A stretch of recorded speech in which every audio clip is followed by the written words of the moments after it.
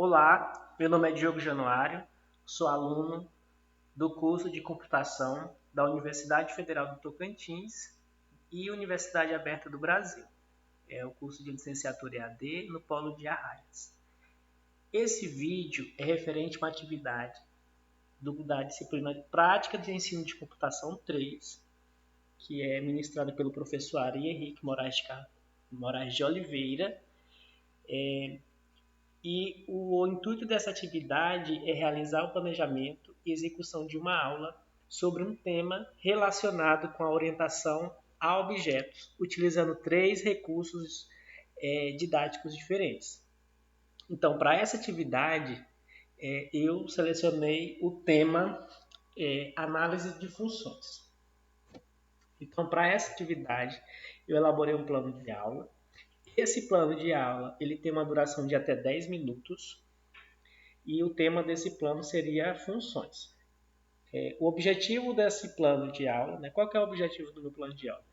É analisar um programa que mostra o menu de opções para a escolha do usuário e que implementa a função que realize operações entre 2 valores, que seria o valor A e B, e também mostrar o resultado, né? Esse programa tem que fazer tudo isso e dá a opção de sair, né? Ele dá uma opção, né? Eu vou criar um programa que dá uma opção que faz as operações com 2 valores e uma outra opção para sair.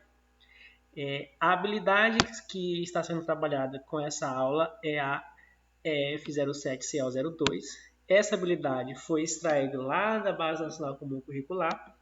É uma aula para o ensino fundamental, né? Esse EF significa ensino fundamental, esse 07 significa que é o 7º ano, esse CO é do componente de computação e a habilidade número 2, né? Eu extraí aqui dessa referência.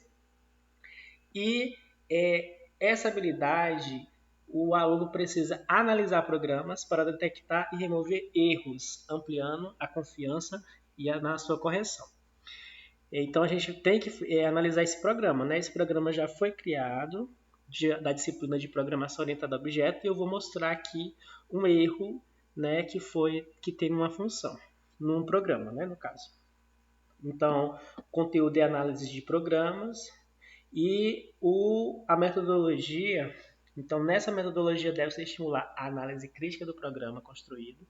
Uma das formas é através da depuração, né, que consiste em uma análise detalhada do código e realização de testes para identificar erros. Então, a gente vai utilizar então a abordagem de depuração.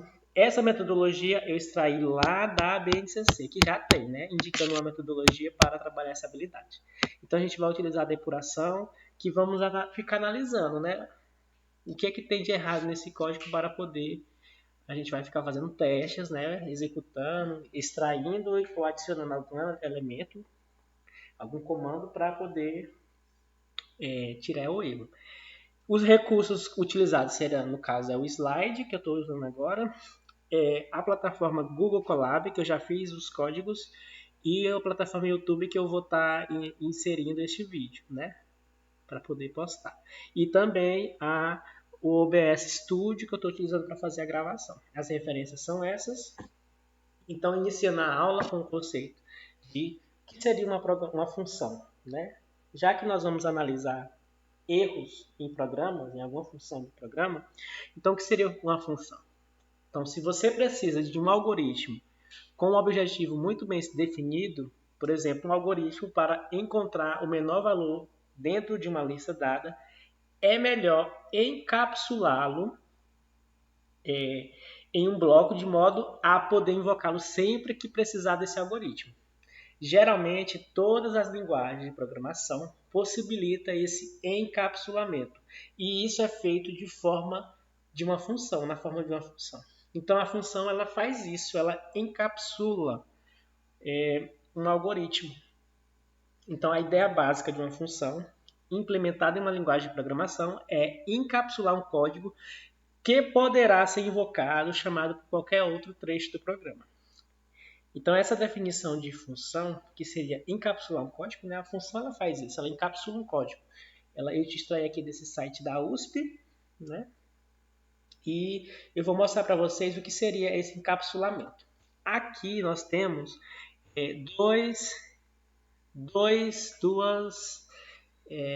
execuções, né? Dois programas. Um programa que a gente faz uma implementação de função e um programa que a gente não implementa função. Aqui tem o que não implementa função. Você vê que esse programa ele vai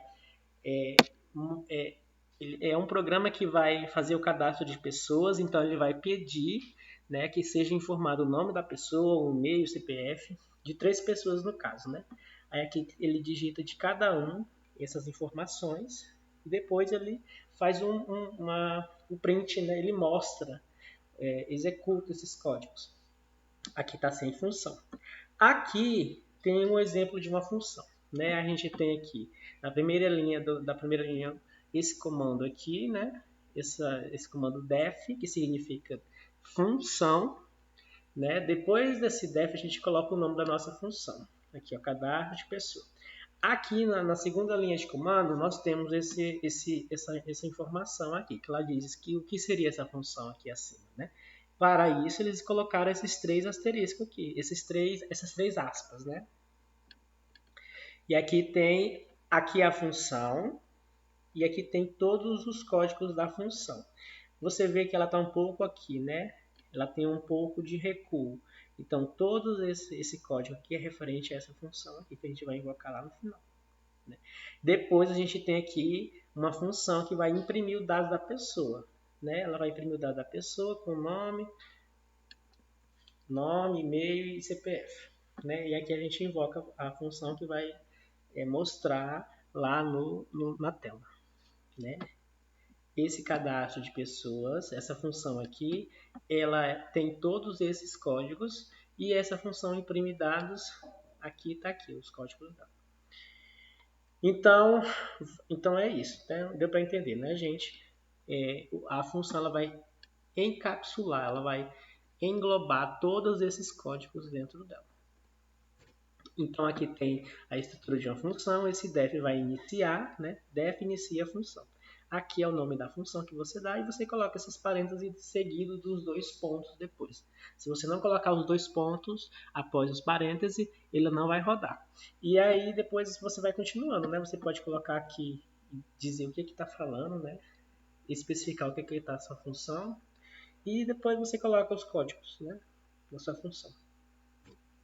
Aqui, pessoal, nós temos uma função que eu falei para vocês. A gente vai criar um programa que vai somar dois objetos, né, o A e B, e vai retornar para a gente um resultado dessa função, dessa soma, no caso, né? E aqui tem a função imprime, né, que vai dar um menu de opções que você vai dizer. Se for a opção 1, ele vai somar. Se for a opção 0, ele fala, ó, aqui, ó, se você escolher o 0 no menu que vai aparecer para você, ele vai finalizar. Fechou, acabou. Se você escolher a opção 1, ele vai pedir para você digitar o valor de A, vai pedir para você digitar o valor de B e vai ter um resultado que é a soma dessas funções, né? Ele vai mostrar aqui, ó, ele vai mostrar lá no final o resultado da soma né, que é aqui imprime menu, que é a função imprime menu, que tem aqui todos esses códigos, né? Aí aqui tem, né, eu executei lá no Google Colab, digitei o valor, que ó, escolhi a opção 1, ele fez a soma, né? No caso, valor A e B deu o resultado 13. Só que aqui, pessoal, tem um erro, né? Não é um erro, né? Esqueceram de colocar aqui algo que fez com que o programa continuasse em execução aqui, ó. Você vê que deu o resultado, mas ele pediu novamente para você escolher a opção, né? Ficou infinito, não encerrou. Então, o que é que a gente faz? Né? Você observa aqui que aqui, se você escolher a opção 0, ele encerra. Aqui, se você escolhe a opção 1, ele vai fazer isso aqui, ó, e vai imprimir o menu. Ele não tem nenhum comando que faça com que pare depois que você executar, você mostrar o resultado. Então aqui foi o que eu fiz. Eu coloquei esse break após, aqui no final, né, de mostrar o resultado, eu coloquei o break para encerrar. Ele mostrou o resultado e encerrou, né? Ele não executou novamente, igual está aqui. Aqui está executando. Né? Então, é isso, pessoal. A gente tem que analisar os códigos da função para tentar identificar esses erros. Né? Aqui, se você não colocasse invocasse esse clean output, que é uma biblioteca, eles não executariam essa função. Né? Mas é isso. Espero que tenha entendido e obrigado pela atenção.